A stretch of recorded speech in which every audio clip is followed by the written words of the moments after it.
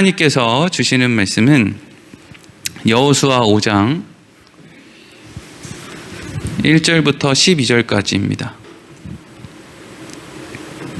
여호수아 5장 1절부터 12절까지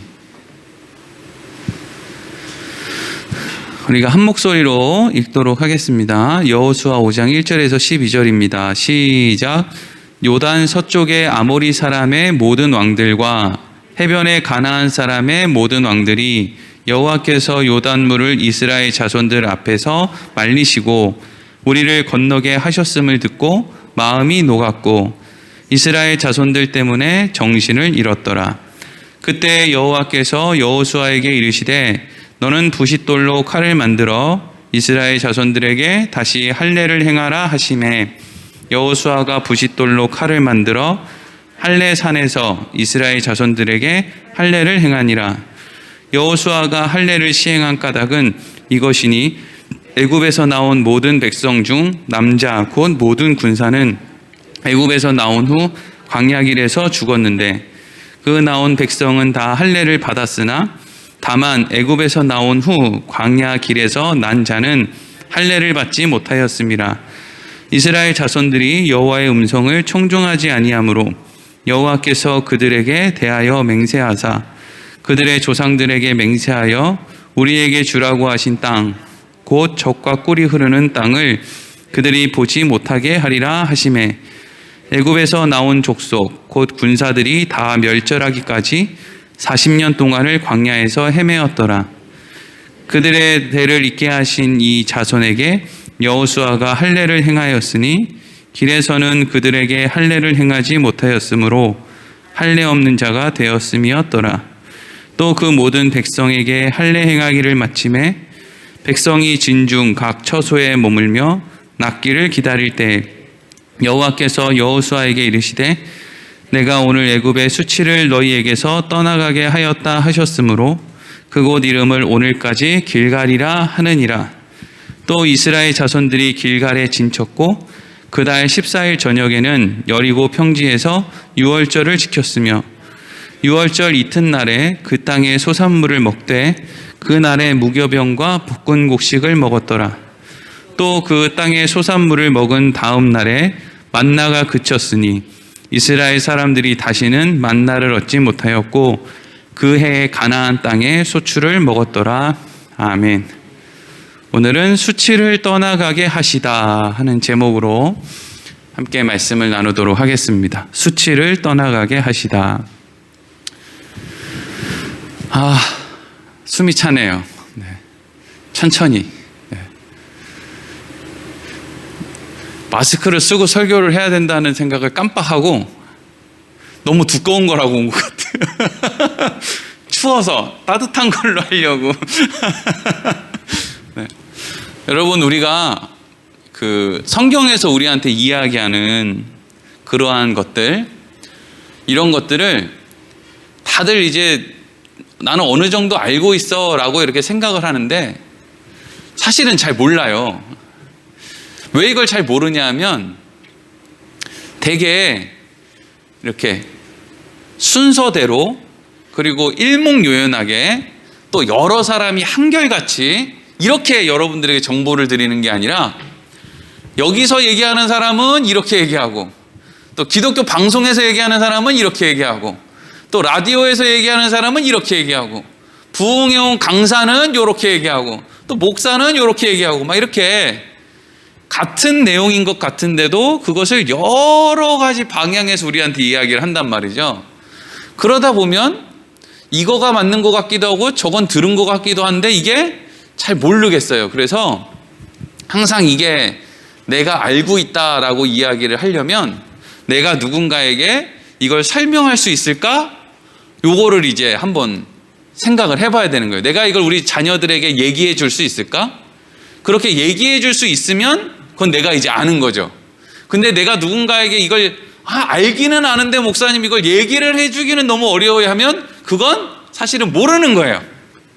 그래서 우리 하나님 얼마나 친절하신지 하나님께서 이러한 내용들을 너희 자녀들에게 후손들에게 가르쳐줘라 이렇게 얘기를 하거든요. 그럼 왜 그걸 가르쳐줘야 되느냐? 가르쳐준다고 될 일인가? 사실 이게 사람이 사람한테 요거 가르쳐준다고 믿음이 생기는 건 아니거든요. 근데 왜 그걸 가르쳐줘야 되느냐? 내가 이걸 내 말로 표현할 때 이게 내가 분명히 알고 있는지 모르고 있는지가 분명해진단 말이죠. 자, 모르긴 몰라도 우리나라에 있는 수많은 교회 목사님들, 장로님들 상대로 뭔가 이렇게 질문을 하면 대부분의 사람들은 이렇게 반응해요. 아, 그거 내가 다 아는 건데 막상 물어보니까 떨려서 답을 못하겠네. 거짓말. 집에 가서 몰래 혼자서 공부해도 말 못할 거면서 뭘 떨려서 얘기를 못해요.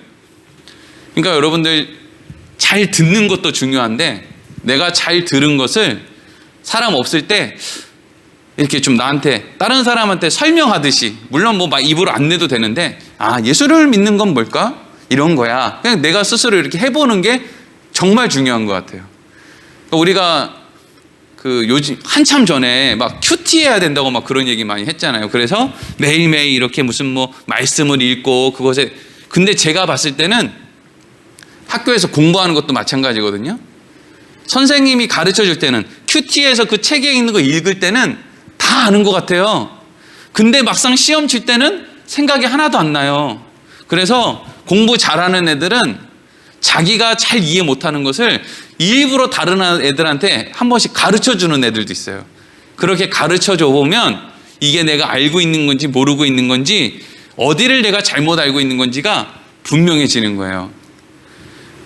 제가 이런 이야기를 서두에 이렇게 하는 것은 제가 지금부터 드리는 이야기가 아마 여러분들이 처음 들어본 얘기는 아닐 거예요. 그런데 이거를 내가 지금 목사님한테 듣고 다시 누군가에게 해줘야지라는 생각으로 이렇게 차분히 듣다 보면은요, 아, 내가 알고 있었던 건데 이걸 이렇게 정리하니까, 아, 이게 또 나한테 새롭게 전해지는구나. 이렇게 정리가 되니까, 아, 나한테 믿음이라는 게 이렇게 정리가 되는구나. 이게 이제 느껴질 거예요.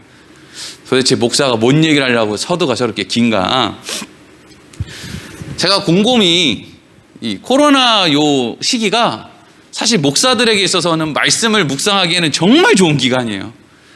뭐 어디 괜히 나갔다가 얼마 오면 아주 그냥 얼마나 혼이 나겠어요. 그러니까 어디 웬만한 데 가지도 못하고 이제 할 수 있는 게 그냥 뭐 어디 전도를 하는 것도 아니고 뭐 신방 가는 것도 아니고 그냥 목양실에서 설교 준비를 하면서 에덴 동산에서부터 이렇게 한번 쭉 생각을 해봤어요. 그러니까 누가 우리한테 가르쳐 준 거 말고 그냥 우리의 눈으로 성경을 이렇게 그냥 보잔 말이죠. 하나님 편에서 하나님이 창조한 인간에게 늘 먼저 뭔가를 해요. 인간에게 먼저 뭘 하라고 하신 지역이 없어요. 그래서 인간 만들기 전에 먼저 뭐부터 만들죠? 세상을 먼저 만들잖아요. 먼저 만들어요. 하나님이. 늘 항상 하나님이 먼저예요. 하나님이 먼저 세상을 만들고 좋은 거 만들고 에덴 동산 만들고 전부 좋은 거 만들어 놓고 그 다음에 누구를 만들어요? 사람을 만들어요. 그렇죠? 그러니까 사람은 늘 하나님이 주시는 제일 좋은 거를 얻어요. 근데 사람은 그런 걸 받을 만한 자격이 있을까요? 없을까요? 자격이 없어요.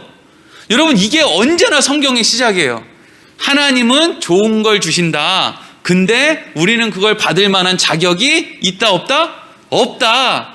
그래서 여기에서 생겨나는 말이 뭐냐 하면 하나님의 은혜. 이게 첫 번째예요. 이게 제가 아무리 생각해도 성경에서 제일 중요한 건 이거, 제일 중요하고 또 제일 먼저 알아야 되는 건 하나님의 은혜예요. 무슨 뭐 교회에서 무슨 뭐 봉사할까 헌신할까 이런 거는 정말 아무 의미 없어요. 뭐가 중요하냐면 하나님이 먼저 시작하셨다. 아무런 자격 없는 사람한테 조건도 없이 대가도 없이 하나님이 먼저 에덴 동산을 주셨다. 좋은 걸 주셨다. 하나님의 은혜다 이거죠. 하나님이 아브라함을 찾아오셨어요. 먼저. 그렇죠? 아브라함이 쓸만하게 살아가고 있었던 게 아니에요. 진짜 별 볼 일 없이 살고 있었는데 하나님이 아브라함을 찾아오시자마자 하나님이 아브라함한테 뭐라 그러냐면 내가 너한테 복을 줄 거야 이래요. 뭘 잘하면 복 주고 안 잘하면 벌 주고 이게 아니라 난 너한테 무조건 복을 줄 거고 네가 얼마나 복이 철철철 넘치는지 너 때문에 많은 사람들이 복을 받을 거야. 이런 이야기를 해요. 아브라함은 자격이 있다고요? 없다고요? 없단 말이에요. 그러니까 아브라함을 찾아오신 하나님은 아브라함한테 뭘 주신 거예요? 은혜를 주신 거예요. 은혜. 이게 모든 신자들이 이해를 해야 되는 거예요. 이게 먼저예요. 이게 먼저. 이스라엘 백성들이 애굽에 들어가서 살아요. 근데 그것도 왜 이스라엘 백성들이 애굽에 들어가요? 7년 흉년, 그걸 이스라엘 백성들은 대비를 못했잖아요. 야곱의 가정이 7년 흉년을 대비를 못했어요. 요셉 때문에 겨우 이제 목숨을 건진 거잖아요. 근데 거기에서 살면서 이스라엘 백성들이 인구수는 점점점 늘어나는데 대신 하나님을 믿는 마음이 점점점 쪼그라들었어요. 그래서 애굽에서 종살이를 하게 되죠. 그러면 얼마나 이 사람들이 하나님의 앞에는 자격이 없는 사람들이에요. 근데 하나님께서 이 사람들의 부르짖음을 들으시고, 정말 어리석은 사람들은 부르짖었기 때문에 하나님이 반응했다고 생각하는 사람이 있어요. 천만의 말씀이죠. 우리 같으면 저 정도의 자격 없는 사람들이 부르짖으면 아마 발로 밟아버릴 거예요. 시끄럽다고. 있을 때 잘하지, 하라고 할 때 잘하지, 잘 믿으라고 할 때 잘하지, 하라 할 때는 전부 딴정 피우고 우상성 비고 별 짓을 다 하다가 이제 와서 나한테 살려달라고, 우리 같으면 발로 밟아버릴 거란 말이에요. 근데 하나님께서는 이미 부르짖기 전에 모세를 준비해 놨다가 모세를 보내서 이스라엘 백성들을 나오게 하는 거죠. 그때부터 한번 곰곰이 생각해 보세요. 하나님이 다른 방법으로 해도 돼요. 바로를 딱 죽인 다음에 모세를 왕으로 세우고 그냥 데리고 나와도 된단 말이에요. 뭐 10가지의 재앙, 홍해바다 건너는 거, 이런 거 안 해도 된단 말이에요. 그렇죠? 얼마나 편안한 방법이 많이 있어요. 그런데 하나님은 10가지의 재앙을 이스라엘 백성들한테 보여줘요. 왜요? 니네나 얘네나 똑같은 사람들인데 니네는 해당 안 되는 거 봐봐. 니네한테는 하나님의 은혜가 있는 거야. 너네랑 얘네랑 뭐가 다르냐? 니네가 얘네와 똑같아지고 싶어서 옛날부터 애굽에서 그렇게 나를 잊고 살았지. 근데 나는 그런 너희를 잊지 않고 너네랑 얘네랑 내가 정확하게 구분을 하고 있는 거야. 이게 이제 10가지의 재앙에서 하나님이 이스라엘 백성들한테 얘기해 주는 거잖아요. 그러니까 계속 오늘 말씀이 시작되는 요단강을 건너서 이스라엘 백성들이 가나안에 들어가기까지의 모든 과정들이 다 무엇을 우리에게 보여주고 있느냐 하면, 하나님은 하나님의 백성들에게 먼저 은혜를 베풀어 주신다 이거예요. 이 은혜가 뭔지를 모르는 사람은 신앙생활을 사실은 시작했다고 얘기할 수가 없어요. 그래서 신앙생활은 사실 세례를 받으면서부터 시작되었다고 얘기할 수도 있는 것 같아요. 왜냐하면 하나님의 은혜를 아는 사람이 세례를 받는 거니까요. 그렇죠?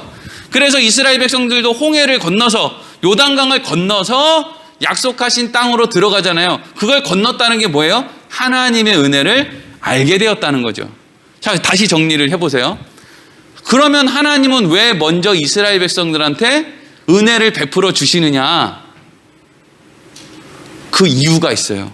하나님이 먼저 은혜를 베풀어 주셔야만 되는 이유가 뭐냐면요, 그래야 우리 인간 편에서 뭐가 생기느냐 하면 믿음이라는 게 생겨요. 그제서야 믿음이 생긴다고요. 인간은 누군가가 믿을 만한지 믿을 만하지 않은지를 늘 재요. 저 사람 믿을 만한 사람인가? 제가 여기 교회에 이렇게 뭐 공사하고 이럴 때 늘 생각하는 게, 여기 철물점이 싼가?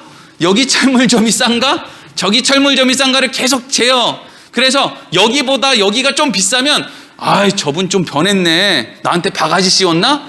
자꾸 재요. 왜 그래요? 못 믿는 거예요, 완전히. 근데 여러분 이런 생각 한번 해보세요. 여기를 가면은 500원인데 여기를 가면 맨날 공짜로 주네. 나같이 자격 없는 사람한테 왜 공짜로 주냔 말이에요. 그러면 똑같은 물건을 주는데 여기는 돈을 받고 여기를 공짜를 줘요. 그럼 내가 누구를 믿겠어요? 공짜로 주는 사람 말을 믿겠죠. 왜? 그 사람은 사기칠 이유가 없잖아요, 공짜를 주니까. 하나님이 왜 자격 없는 우리들한테 계속 은혜를 베풀어요? 그 자격 없는 우리들에게 베푼 은혜를 통해서 우리 안에 뭘 만들어내는 거예요? 믿음을 만들어내는 거란 말이에요. 그래야 우리가 하나님을 믿을 수 있는 거예요. 제가 중요하니까 오늘 본문 들어가기 전에 이런 얘기를 지금 장황하게 하는 거예요. 자, 여러분, 우리가 어떤 무슨 수련회 같은 데 가가지고 강사들이 막 그런 얘기를 해요. 야, 여러분, 학생 여러분, 뭐 청년 여러분, 자, 이번 수련회 때 하나님과 인격적인 만남이 있어야 됩니다. 막 이런 얘기를 한단 말이에요. 인격적인 만남. 근데 하나님과 인격적인 만남이 뭐예요 도대체? 기도하는데 야, 내가 여기 있다. 이게 인격적인 만남인가요? 그건 인격적인 만남이 아니에요. 신앙생활을 할 때는 반드시 인격적인 만남이 필요해요. 마치 아브라함이 하나님을 만난 것처럼, 다윗이 하나님을 만난 것처럼 인격적인 만남이 반드시 필요하죠. 그럼 그 인격적인 만남이라는 거는 도대체 뭐냐? 하나님이 나에게 분명히 이건 은혜를 베풀어 주신 거야 라는 것을 내가 직접적으로 느끼게 되는 그 일이 내가 하나님을 인격적으로 만난 거예요. 하나님이 내 인생에 개입하고 있다라는 걸 내가 느끼는 때가 있어요. 물론 못 느끼는 사람도 있죠. 근데 어떤 사람들은 그걸 느낀단 말이죠. 아브라함 같은 사람, 여러분 같은 사람. 우리 인생에 어느 순간 하나님이 분명히 내 인생에 개입하셔서 내가 이거 안 되는 건데 되게 했다든지, 아니면 내가 시건망조질까 봐 이걸 막았다든지, 돌아보고 나니까 아이고 그때 그래서 내가 넘어졌었네, 참 다행이다. 그때 내가 그래서 넘어졌는데 일어나게 됐네, 참 다행이다. 그때 하나님이 아니면 못하지. 이걸 내가 알게 되는 게 인격적인 만남이에요. 그러니까 하나님의 은혜가 먼저 주어지고 내가 이 모든 게 하나님의 은혜라는 거였구나 라는 것을 알게 되고, 그래서 우리 안에 하나님과 인격적인 만남이 생겼구나 라는 걸 알 때 우리 안에 뭐가 생겨요? 믿음이 생겨요. 왜 믿음이 생겨요? 하나님은 안 변할 것 같은 거예요. 왜 안 변할 것 같죠? 내가 그렇게 개차반일 때도 나를 품어주셨는데, 내가 그래도 그때만큼보다는 지금이 좀 날 텐데 지금 나를 버리겠나? 근데 여러분 절대 들으면 안 되는 게, 분명히 성경은 그렇게 얘기해요. 야, 옛날에 그 죄에 빠져 있을 때도 하나님이 너희를 그렇게 여겼는데 왜 지금 와서 너희를 버리겠냐? 성경은 계속 그렇게 얘기하는데 설교자들은 자꾸 그걸로 장난치는 때가 있어요. 이런 식으로 장난치는 거죠. 그런 식으로 하면 너 하나님한테 버림받아. 이건 마치 여러분 자녀들이 여러분 말 안 들으면 옆집 아저씨가 와서 야, 너 그런 식으로 하면 너그 아버지가 너 갖다 버린대 라고 공갈치는 거랑 똑같은 거예요.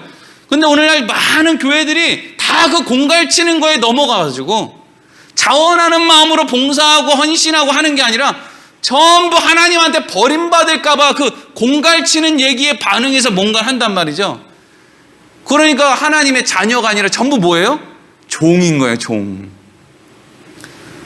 자유자가 아니라 종밖에 안 되는 거예요. 하나님이 이스라엘 백성들을 데리고 다른 데로 가도 되는데 요단강으로 오셨어요. 하나님의 은혜예요. 여기까지 어떻게 왔냐고요.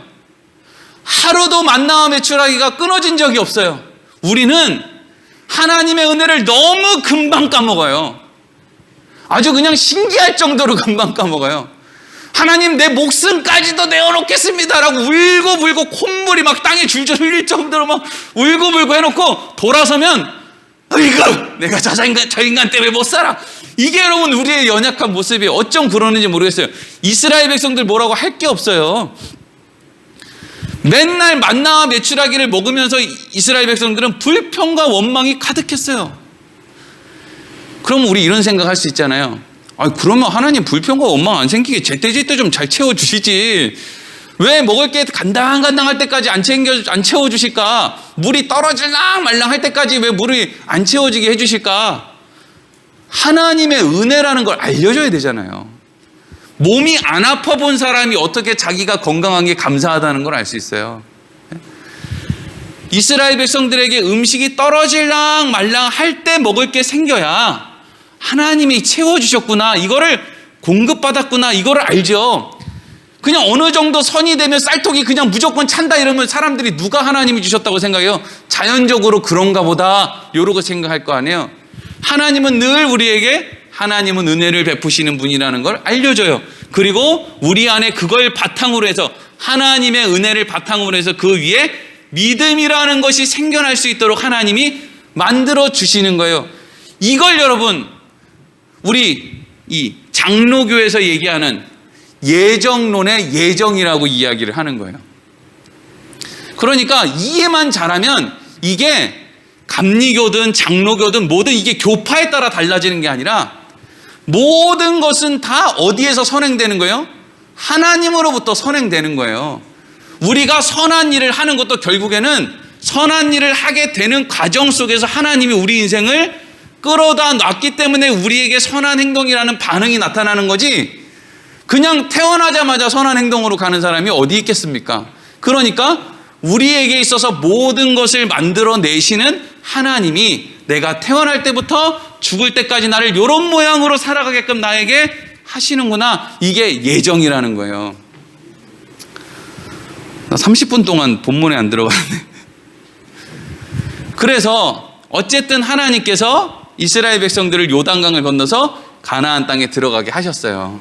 다른 방법을 해도 되는데 요단강을 건너가게 하셨단 말이에요. 그래서 요단강을 건널 때 하나님께서 분명하게 이렇게 얘기하세요.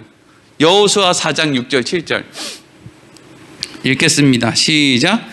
이것이 너희 중에 표징이 되리라. 후일에 너희의 자손들이 물어 이르되 이 돌들은 무슨 뜻이냐 하거든 그들에게 이르기를 요단물이 여호와의 언약궤 앞에서 끊어졌나니 곧 언약궤가 요단을 건널 때 요단물이 끊어졌으므로 이 돌들이 이스라엘 자손에게 영원히 기념이 되리라 하라 하니라. 아멘. 하나님이 왜 이스라엘 백성들을 다른 길 놔두고 범람하는 요단강을 건너게 했어요? 너와 너희 후손에게 이 물이, 이 어마어마한 물이 어디 앞에서 멈췄대요? 언약궤 앞에서 딱 끊어진 거. 이거를 너희 후손들에게 계속 가르치라는 거죠. 이 얘기는 다른 말로 하면 뭐예요? 하나님은 우리에게 은혜를 베풀어 주신 분이야. 은혜를 베풀어 주실 분이야. 이게 아니잖아요. 너희가 잘 기도하면 하나님은 너희에게 은혜를 베풀어 주실 분이야. 이게 아니에요. 이미 너희에게 은혜를 베풀어 주신 분이야. 너희를 종되었던 애굽에서 건져내 주신 분이야. 이미 너희를 구원해 주신 분이야. 이미 하나님의 계획 속에 너희는 들어가 있는 존재들이야. 이 기념 이 비를 봐. 너희가 어떻게 요단강을 건넜는지 봐. 이미 하나님은 우리가 뭘 요구하기 전에 하나님은 다 우리에게 은혜를 베풀어 주셨어. 하나님은 우리에게 은혜를 베풀어 줄 계획이 죽을 때까지 스케줄이 다 있어. 이걸 너희 후손들에게 전해. 이 얘기는 너도 잊지 마. 너희 후손들에게도 전해줘. 전해주는 과정에서 네가 알고 있는지를 다시 한번 정리해. 계속 이 얘기를 하는 거예요. 신자들의 삶은 다른 거 없어요. 하나님이 나에게 베풀어 주셨던 은혜를 생각하면 돼요. 항상 교회 지도자들의 문제는 어디서 생기는 거예요? 하나님이 나한테 은혜 베풀어 주신 거를 까먹는 거예요. 그래서 목사는 맨날 성도들한테 섭섭한 거예요. 왜? 성도들이 그렇게 처음 개척했을 때 교회 와가지고 열심히 헌신하고 있을 때 목사가 맨날 쫓아다니면서 감사합니다 감사합니다 했던 걸 까먹는 거예요. 그 은혜를. 그러니까 나중에는 막 목사하고 성도하고 막 다툼이 생기죠. 어떻게 우리가 다툴 수가 있습니까? 서로가 서로에게도 은혜요. 우리는 하나님에게 은혜를 입은 자들인데 뭘 그렇게 가른 말을 타고 뭘 그렇게 바른 말을 하고 뭐가 그렇게 실증이 나고 화가 나고 이럴 게 있냐고요. 따지고 보면 그럼 이 모든 문제들은 다 어디서 온 거예요? 내가 은혜를 잊어버렸구나. 그래서 하나님은 너희들 은혜가 잊어버려질 때마다 하나님을 향한 믿음이 사라질 때마다 너의 인생에 찾아오신 하나님의 은혜를 생각하라는 거죠. 그래서 요단강 건널 때 기념비 세우라 그러는 거잖아요. 또 이후에 하나님이 또 이렇게 반복해서 얘기해요. 여호수아 4장 20절부터 24절 읽겠습니다. 시작. 여호수아가 요단에서 가져온 그 12돌을 길갈에 세우고 이스라엘 자손들에게 말하여 이르되 후일에 너희 자손들이 그들의 아버지에게 묻기를 이 돌들은 무슨 뜻이니까 하거든 너희는 너희의 자손들에게 알게 하여 이르기를 이스라엘이 마른 땅을 밟고 이 요단을 건넜음이라.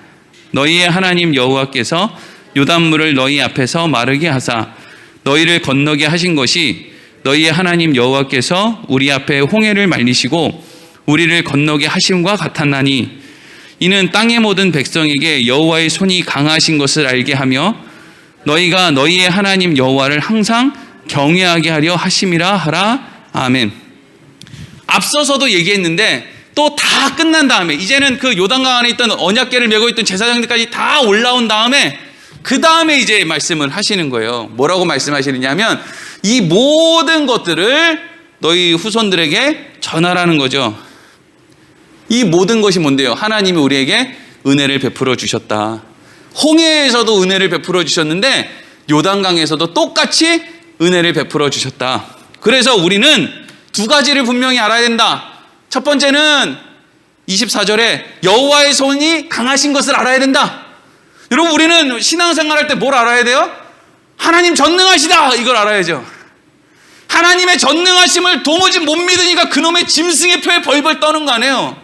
하나님의 전능하심을 모르니까 목사가 나와가지고 그런 백신 맞으면 안 됩니다 막 이러고 어디서 듣도 보도 못한 정보를 가져다가 막 설교 시간에 하고 그러는 거 아닙니까? 하나님의 전능하심을 미국에 있는 그 유대인들의 음모보다 더 하찮게 생각하는 거잖아요. 너희는 하나님의 손이 강하신 것과 그리고 뭘 알아야 된대요? 하나님 여호와를 항상 경외해야 된다. 여기서 여러분, 항상 경외해야 된다는 말은요, 다른 표현을 하면 이런 거예요. 하나님이 너희를 향해서 얼마나 확실하신 분인지 너희는 알아야 된다, 이거예요. 하나님 확실하신 분이죠. 하나님이 하시겠다 그러면 그냥 하시는 거예요. 우리가 요만큼 잘못해서 뭐가 비틀어지면 하나님이 기분 나빠서 어이구 꼬라지 마라, 내가 너네들한테 그거 해주려고 했는데 내가 그거 안 해준다, 이런 거 없다고요. 하나님은 하나님이 약속하신 대로 그냥 하시는 분이라고요.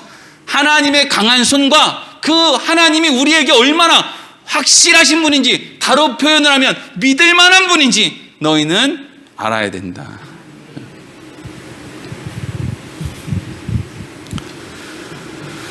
그리고 이때 올라왔을 때, 요단강을 건넜을 때 날짜가 여호수아 4장 19절에 기록되어 있어요. 읽어보겠습니다. 시작. 첫째 달 10일에 백성이 요단에서 올라와 여리고 동쪽 경계 길갈에 진침해. 아멘. 여기서 첫째 달 10일이라는 것은 7월 10일이에요. 우리가 쓰는 태양력으로는. 이거는 유대력으로 하나님이 이스라엘 백성들에게 뭘 기억하게 하려고요? 하나님의 은혜를 기억하게 하려고, 은혜의 해가 선포되었음을 하나님은 우리에게 알려주시기 위해서 이스라엘 백성들이 종되었던, 종으로 살던 이 모든 게 다 한 덩어리예요. 우리가 세상에서 종으로, 종노릇하며 살았던, 신앙생활을 해도 종처럼 살았던 이 모든 것들 가운데 탈출하는, 종되었던 애굽에서 탈출하는 그 해를 하나님께서 유대력으로 1월이라고 그랬단 말이죠. 근데 그게 우리가 쓰는 태양력으로는 7월이에요. 그러니까 7월 달이라서 여름이라 강물이 이렇게 범람해서 요단강이 그렇게 홍수가 나고 범람을 했던 거예요. 근데 지금은 유대력으로는 1월이에요. 하필 요때 마치 그 날짜를 하나하나 딱짜 맞춘 것처럼 지금부터 이 날짜가 얼마나 정확하게 맞아 들어가는데요. 그래서 1월 10일 날, 참고로 1월 14일이 6월절이에요. 1월 14일 날은 6월절을 지켜야 돼요. 그럼 1월 10일 날 이제 강을 건넜어요. 이제 며칠이 남았어요? 3박 4일이 남았죠. 이 3박 4일 동안 하나님은 정확하게 할례를 하라 그래요. 할례를 하면 3, 4일 정도는 쉬어야 된다는 거죠. 하나님이 어떻게 요단강을 범람하고 생각해 보세요. 여리고성에 들어갔던 정탐꾼이 가자마자 안 쫓겨나오고 한참 동안 정탐하고 돌아왔으면 1월 10일 지나서 돌아왔을 거예요, 정탐꾼이. 근데 이놈의 정탐꾼이 가자마자 걸렸잖아요. 그래가지고 무슨 뭐 누구야, 이름 뭐야? 에? 라합인가?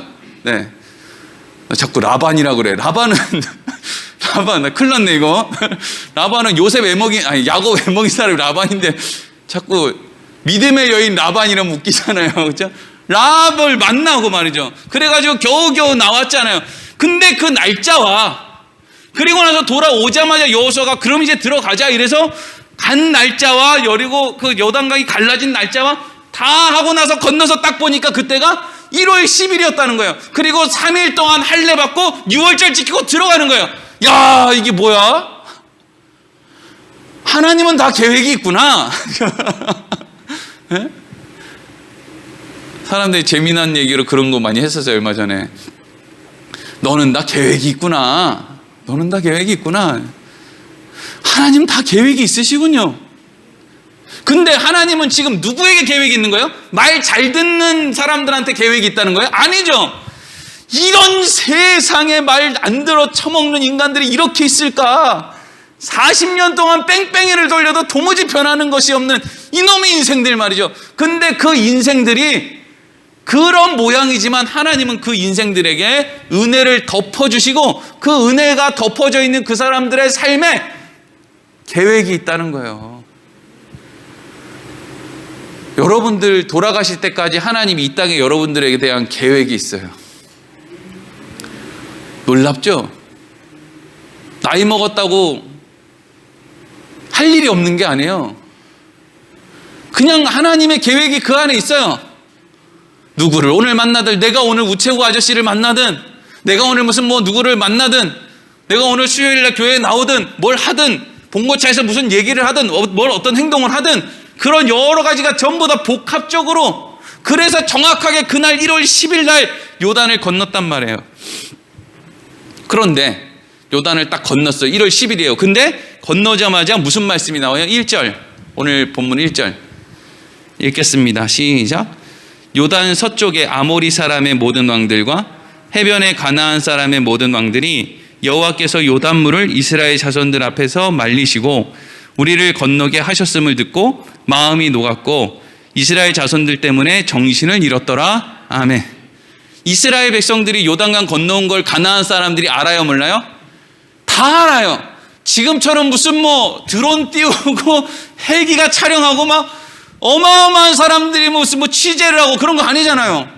물론 200만 명이 강을 건넜으니까 장관이었을 거는 같아요. 2만 명만 건너도 엄청날 텐데 200만 명이 건넜으니까 장관이었겠죠. 그 사람들이 짐이 보통 많습니까? 우리 집집마다 짐 없다 그래도 이사하려고 보면 5톤 트럭 한 대씩은 그냥 나오는데 이거 수레에다가 뭐에다가 그냥 이렇게 장관이었긴 할 텐데 그렇다고 해서 가나안 땅 전체가 그렇게 순식간에 이 소문이 그렇게 쉽게 퍼지고 이게 너무 놀랍잖아요. 그럼 도대체 이 소문이 왜 그렇게 퍼졌나?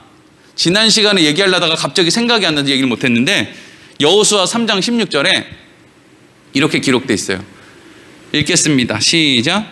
곧 위에서부터 흘러내리던 물이 그쳐서 사르단에 가까운 매우 멀리 있는 아담 성읍 변두리에 일어나 한 곳에 쌓이고 아라바의 바다 여매로 향하며 흘러가는 물은 온전히 끊어짐에 백성이 여리고 앞으로 바로 건널세. 아멘. 요거를 얘기하고 싶은 거예요. 백성들이 어디 앞으로 건넜다고요? 여리고 앞으로 건넜다는 거잖아요.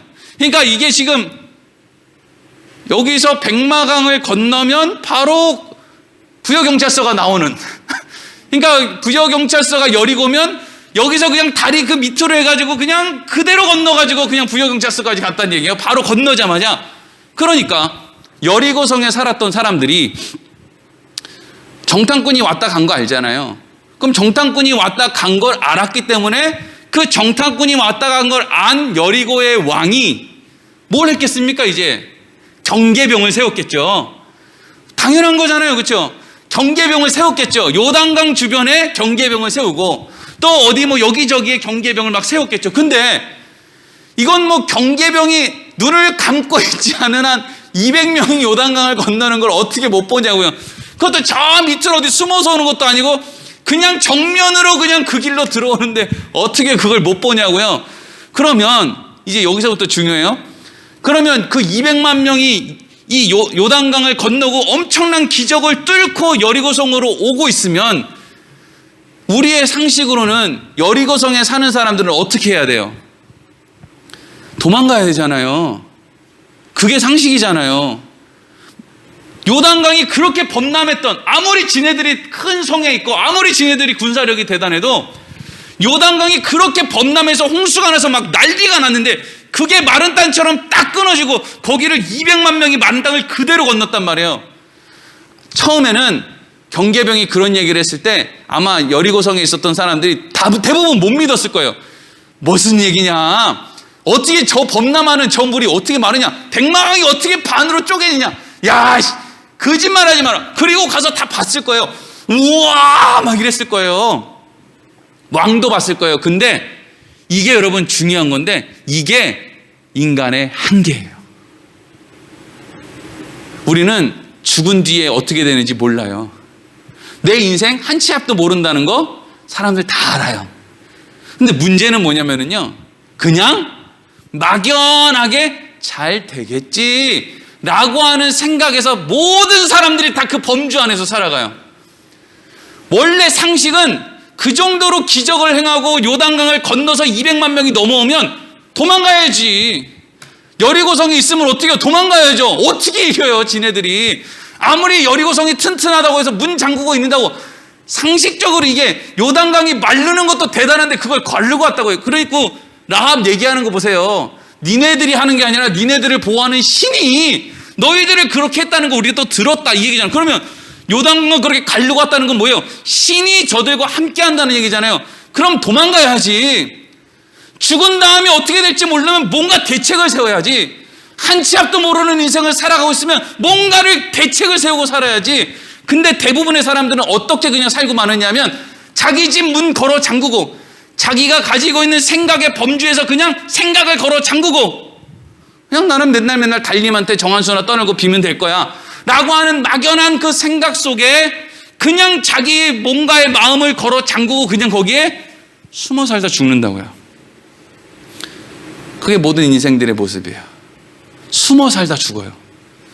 내일부터 주위를 한번 돌아보세요. 사람들이 다 자기 자존심, 자기 상황, 자기 습관, 자기의 어떤 가치관 이거에 숨어서 절대 안 변해. 조금만 생각하면 이게 바보 같은 짓을 하는 거 아는데도 절대로 그거 안 바꿔요. 그리고 그냥 거기 가만히 숨어 있다가 그냥 죽어요.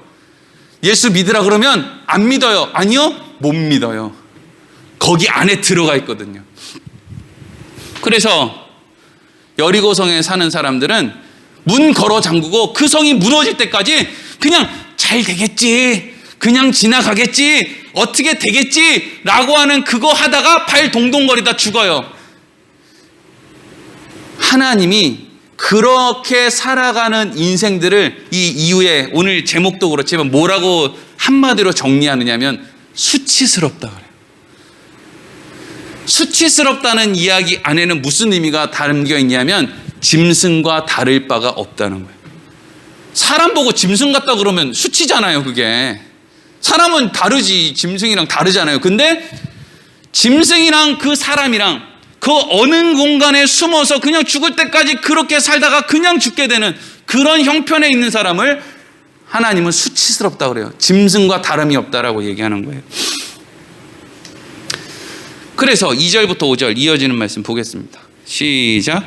그때 여호와께서 여호수아에게 이르시되 너는 부싯돌로 칼을 만들어 이스라엘 자손들에게 다시 할례를 행하라 하시매 여호수아가 부싯돌로 칼을 만들어 할례산에서 이스라엘 자손들에게 할례를 행하니라. 여호수아가 할례를 시행한 까닭은 이것이니 애굽에서 나온 모든 백성 중 남자 곧 모든 군사는 애굽에서 나온 후 광야길에서 죽었는데 그 나온 백성은 다 할례를 받았으나 다만 애굽에서 나온 후 광야길에서 난 자는 할례를 받지 못하였음이라. 아멘. 할례는 하나님께서 이스라엘 백성들, 특별히 아브라함의 후손들에게 남자 성기 끝에 표피를 딱 자르면 뭘 얘기하려고 했냐면 너희에게는 소망이 없다. 니네들 실력으로는 아브라함의 실력으로는 이상 못 만들어낸다. 그러니까 그거 자른 거나 다름없다. 생식기를 너희는 잘렸다. 그렇기 때문에 너희의 소망은 어디에만 있다? 하나님에게만 있다. 너희들은 그렇게 생겨먹은 민족이다. 이제는 너희들의 소망은 하나님에게만 있다. 너희들의 실력이 문제가 아니라 모든 것은 하나님에게, 생명은 하나님에게, 모든 복은 하나님에게 속해 있다 라고 하는 것의 증거가 뭐냐면 자기들이 가지고 있는 그 생식기를 자르는 것으로 나는 이제 내 능력은 없습니다 이렇게 고백하는 게 할례예요.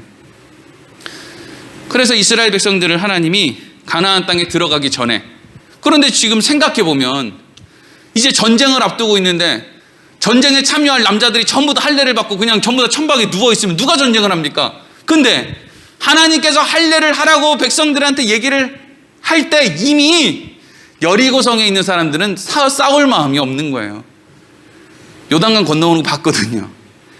하나님에게는 다 뭐가 있어요? 계획이 있어요.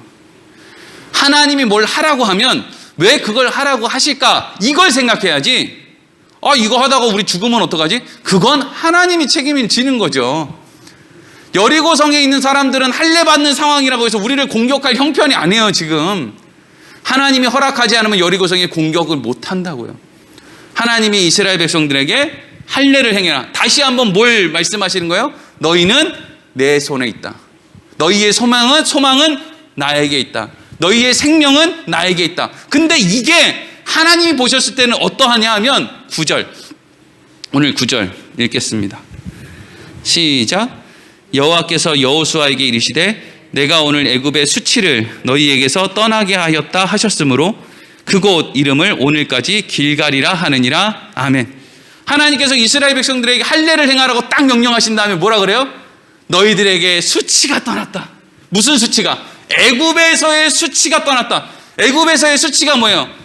하나님에게 있어서의 할례를 행하라는 것. 하나님의 명령인 할례가 소망은 하나님에게 있습니다. 소망이 생명은 하나님에게 있습니다. 내 힘으로는 안 되고 하나님에게 있습니다. 저는 하나님의 자녀입니다. 하나님에게 속했습니다. 이게 이제 할례의 의미란 말이죠. 그거의 반대가 뭐예요? 애굽에서의 수치. 애굽에서의 수치는 뭔데요? 세상에 소망이 있습니다. 세상에 생명이 있습니다. 저기 저 대학 가면 생명 있습니다. 저기 좋은 직장 가면 생명 있습니다. 다 그리로 가는 거예요. 근데 이거 말린다고 되는 거 아니고요. 다 그냥 그리로 가는 거예요, 그냥. 아우, 내가 오늘 말씀 들었으니까, 내가 그리로 가면 안 되지. 애굽으로 가면 안 되지. 나는 소망을 하나님께 두고 있어야지. 아니요. 앞만 말리고 난리를 치고 목사가 집에 가서 막 여기 이렇게 하면 여기 저주받습니다. 별 난리를 쳐도 간다고요, 거기로. 인간들이 간다고요. 그게 애굽의 수치예요. 그리로 그냥 가요. 근데 그리로 가는 전체 넓은 길로 가는 그 많은 사람들 가운데 이상하게 어떤 사람들은 하나님이 멱살을 잡고 그 길로 쳐넣는단 말이에요. 그게 이스라엘 백성이죠. 모자란 사람들. 그래야 다 저기로 가는데 이 사람들만 이리로 가야 이 사람들이 뭘 알 거예요. 이게 하나님의 은혜였구나. 나같이 자격 없는 사람을 날 이렇게 좁은 길로 쳐넣네? 왜 저기다 넣었지? 아유, 날 살리려고 그러셨구나. 야, 내가 좁은 길 가면서 진짜 욕 많이 했는데. 이럴 줄 알았으면 불평 좀 그만할걸. 내가 이럴 줄 알았으면, 내가 천국에서 지금 눈을 뜰 줄 알았으면 내가 살아있을 때 원망 좀 그만할걸. 아마 그지 나사로가 그랬을 거예요. 천국에서 아브라함의 품에서 눈을 떴을 때 이럴 줄 알았으면 좀 당당하게 살걸. 이럴 줄 알았으면 불평 좀 그만하고 살걸. 이럴 줄 알았으면 옆에 있는 거지한테 밥이라도 한 그릇 나눠줄걸. 얼마나. 근데 그리고 나서 생각해보니까 야, 이게 은혜네. 왜 하나님은 나를 그런 인생을 살게 했지? 여러분, 설교는 여러분들한테 그렇게 살으라고 설명을 하는 게 아니에요. 여러분들 그렇게 못 살아요. 설교는 하나님의 손에 있는 소수의 사람들에게 너네들이 얼마나 복이 있는 사람들이기 때문에 그런 자리에 서 있는 거야 라는 것을 가르쳐주는 시간이에요. 교회 클 필요도 없어요. 전부 좁은 길로 가는 사람은 조금밖에 안 된단 말이에요. 교회 아무리 커도 그 안에 있는 사람들 전부 뭐 하고 있어요? 넓은 길로 보내달라고 하나님한테 빌고 있단 말이에요. 그런 거 다 필요 없다고요. 내버려 둬도 교회에서 목사가 넓은 길로 가야 됩니다. 비전을 선포하고 안 해도 가만히 내버려 둬도 학생들 그냥 내버려 두면 전부 지들끼리 넓은 길도 비전을 품고 가겠다고 너도 나도 없이 다 세상으로 가요. 못 말린다고요. 부모도 못 말리고 자식도 못 말리고 아무도 못 말려요. 사람들 다 그리로 가요. 그게 성경이 얘기하는 거예요. 다 그리로 간다는 거예요. 근데 어떤 사람들에게는 하나님이 은혜를 베풀었다. 그리고 그 은혜를 입은 사람들이 그 은혜를 알게 됐을 때는 그 안에 뭐가 생겨나는 거예요? 믿음이 생겨난다. 그리고 그 믿음이 생겨난 사람들에게 하나님은 무엇이 있느냐면 계획이 있다는 거죠. 근데 그 계획이 우리가 생각하는 그런 상큼한 계획이 아니란 말이에요. 눈물 없이는 갈 수 없는 계획이라고요. 눈물 없이는. 우리의 자녀들이 지금 우리 자녀 12살 이제 9살 몇 살이야? 7살 2살 우리 애들이 앞으로 걸어가게 될 그 하나님의 손에 붙들려서 은혜를 입고 믿음을 갖고 그걸 경험하고 그래서 그 믿음을 가지고 하나님의 계획 속으로 해서 살아가는 그 모든 것들이 만만한 게 아니라고요. 울면서 가야 된단 말이에요. 그런데 그 울면서 가는 그 길이 오늘 10절에서 12절 마지막으로 읽겠습니다. 시작. 또 이스라엘 자손들이 길갈에 진쳤고 그달 14일 저녁에는 여리고 평지에서 유월절을 지켰으며 유월절 이튿날에 그 땅에 소산물을 먹되 그날에 무교병과 볶은 곡식을 먹었더라. 또 그 땅의 소산물을 먹은 다음 날에 만나가 그쳤으니 이스라엘 사람들이 다시는 만나를 얻지 못하였고 그 해에 가나안 땅에 소출을 먹었더라. 아멘. 지금 이게 뭘 얘기하고 있는 거예요? 하나님이 1월 10일 날 요단강을 건너게 하시더니 정확하게 할례를 딱 쉬는 기간도 3일 쉬는 기간 할례를 딱 받게 하시더니 그리고 6월절을 지키게 하시더니 그때부터 그때까지 계속 만나 매출하게 내렸다는 거죠. 언제까지요? 그 해 가나안 땅에서 첫 해의 수확물을 먹을 때까지. 그러니까 이 먹는 것이 끊어졌다는 거예요? 안 끊어졌다는 거예요? 안 끊어졌다는 거죠. 하나님의 계획이 고달픈데 굶겨 죽이진 않는다는 거예요. 여러분, 저는 굶어 죽었다는 목사는 본 적이 없어요. 밥은 먹어요. 물론 애들 뭐 학비가 요즘에는 목사하기가 너무 왜? 나라에서 학비를 다 대주네? 옛날에는 뭐가 형편이 없어서 뭐가 안 좋아서 뭐가 안 돼서 무슨 뭐 목사하는데 뭐가 그렇게 뭐 세상과 타협하고 이랬던데 요즘에는 사실은 타협하면 안 되는 조건들이 너무 많아요. 그렇죠? 여러분들도 마찬가지죠. 옛날에는 우리 애가 어디 해야 되니까 내가 이거 급하니까 급한 불 끄고 일단 입에 풀칠은 해야 되니까 그리고 애들 학교도 보내야 되니까 목사님 잠깐만요 요것만 좀 하고요. 맨날 그런 핑계였단 말이에요. 근데 지금 여러분 자식들 학교 안 보내준대요? 나라에서 다 보내줘. 예? 심지어 여러분 자녀들이 굶는다 그러면 여러분들한테 밥도 못 먹여주냐고요? 여러분들 자녀들 뺏어가서 나라에서 밥 줄걸요? 안 굶겨 죽인다고요. 근데 핑계는 더 늘었어. 불만은 더 많고 뭐가 그렇게 뭐가 그냥 수가 안 좋아. 뭐가 전부 코로나 핑계. 아니 코로나는 코로나고 내가 할 일은 내가 할 일이지 교회 나오라는 얘기가 아니고요. 왜 코로나 때문에 내가 예수 믿는 모든 것들이 다 중단이냐고요. 코로나랑 내가 기도 안 하는 거랑 뭔 상관이에요. 기도하면 되잖아. 코로나랑 내가 집에서 성경 안 보는 거랑 뭔 상관이냐고요. 에? 코로나랑 내가 내 자녀들한테 예수 믿으라고 복음 얘기하고 내가 지금 잘하고 있는지 나를 점검하고 이게 코로나랑 뭔 상관이냐고요. 근데 그냥 다 코로나야. 다 필요 없어. 나는 코로나니까 코로나 끝날 때까지 난 숨도 안 쉴 거야. 막 다 그러고 사는 것 같아요.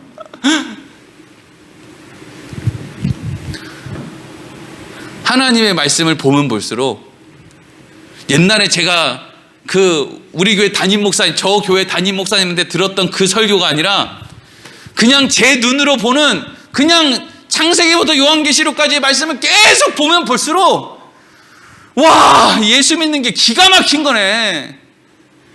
어떻게 하나님이 먼저 뭘 이렇게 좋은 걸 많이 줬어? 뭐 이렇게 많이 줄 수 있지? 야, 내가 어떻게 이 안에 있지? 내가 어떻게 대한민국에 태어났지? 내가 어떻게 이런 부모 밑에서 태어났지? 내가 어떻게 이런 신학교를 나왔는데 이런 신학교에서 여기서 여기를 가가지고 여기서 지금 목사라고 했지? 내가 어떻게 애를 넷이나 낳았지? 와, 도대체 하나님의 계획은 어디까지인가? 요즘에는요 무슨 생각이 막 드냐면 나를 여기까지 오게 하신 하나님이 앞으로 제가 이제 43이니까 앞으로 막 20-30년 더 살겠죠. 앞으로 20-30년 동안에는 도대체 어떤 일을 하실까? 그 계획이라는 건 뭘까? 내가 굶어 죽는 한이 있어도 하나님께서는 그 굶는 것을 대신해서 하나님이 어떤 분이신지를 알려주실 텐데 와, 이제까지 안 하나님도 엄청난데 앞으로 내 인생을 통해서 알게 되는 하나님은 도대체 얼마나 대단할까? 이게 막 기대가 되는 거예요. 여러분들은 무슨 기대로 사십니까? 내가 여태까지 알았던 하나님은 진짜 1%도 안 될 텐데 내가 이제 알고 있는 그 성경의 그 바탕에 여기서 또 믿음의 생활을 하면서 하나님을 더 알게 될 텐데 와, 내 자녀들에게 역사하시는 하나님의 계획은 어떻게 일어날까? 내 자녀의 입에서 하나님을 향한 신앙 고백이 나올 때 내 마음은 어떨까? 야, 기가 막히겠지? 근데 그게 다 어디서 오는 거예요? 하나님으로부터 온단 말이에요. 다른 사람은 안 준대요. 다른 사람 아무나 주는 게 아니래요. 다 애굽의 수치 가운데 헤매고 있대요. 우리는 애굽의 수치를 벗어라 이거죠. 그 자리에 있는 거예요. 그러니 우리가 얼마나 당당하고 담대하고 복되고 주눅들 일 없고 낙심할 필요 없고 기도하겠습니다.